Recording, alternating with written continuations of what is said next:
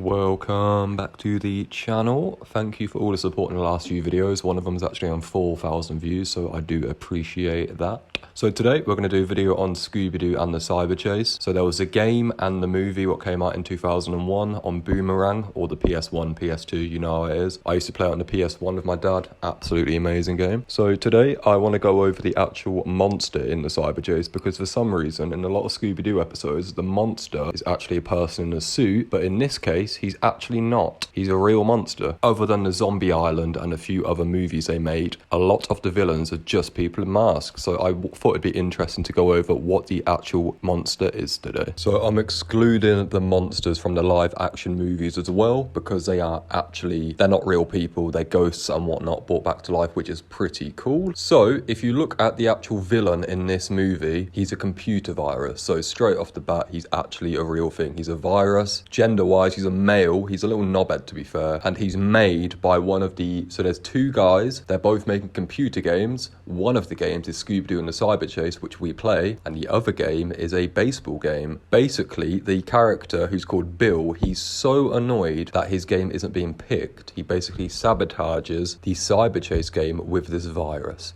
And then throughout the movie, they try and figure out who made it, how it happened, and what it is. So physically wise, for the physical appearance, the virus is called the Phantom virus. So he's a glowing humanoid. He's made of electric energy, and he basically seemingly artificial, but you don't know. He's quite intelligent, and then mainly the colors you see him are the electric blues. So his clothes, and then you notice throughout the movie, the reason why they figure it out is because the Phantom virus is obsessed with baseball. So it also has a bit of a sadistic personality. So for power-wise and its ability-wise, it's a really, really powerful entity. So as being made by the computer, it has the ability to absorb any digital data, so any data basically from any electric source. It can basically attack people with electric. It can attack people with, like, if you've got a phone, it can get the wires to wrap around you. It's a really strong entity. So it can manipulate anything to do with electric, such as shooting bolts of lightning. So during the final phase of the actual movie and Eric's video game, who's the other protagonist, the Phantom virus powers were increased by a great magnitude. For example, it's able to conjure tornadoes made out of electricity and flying objects. And if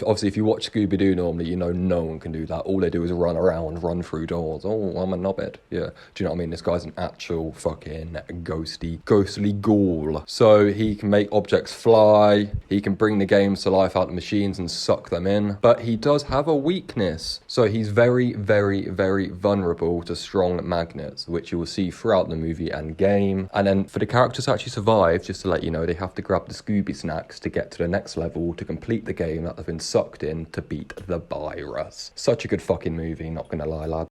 So I know a lot of you have probably watched the movie or played the game, so I want to give you a few bits of trivia about the virus. So in the movie, as you can see, the virus is blue, but on the actual box art or the book version, he's purple for some reason. And actually on the DVD disc, if you have that at all, he is purple. And the fact the virus is scared or hurt by magnets may be a reference how magnets harm computers. The Phantom virus is greatly similar to Swayzak, a villain from the fellow Cartoon Network show Toonami, which also is a computer virus, so there's a reference there. So compared to the villains from the previous films, the virus is the most comical real monster due to the ending in a number of humiliation and humorous situations caused by the gang. They always find a criminal dressed up in a monsters in the original series, which isn't like this. So that's the Phantom virus. I think he's one of the coolest characters from Scooby-Doo. If you agree with me, let me know. If you think there's a better virus or a better character, let me know. And just so you know, this also reminds me of the virus or the electric from the second Scooby-Doo. I thought they were the same character, but they're not. If you got any cool facts, drop them below. It's been your boy Pid. Respect.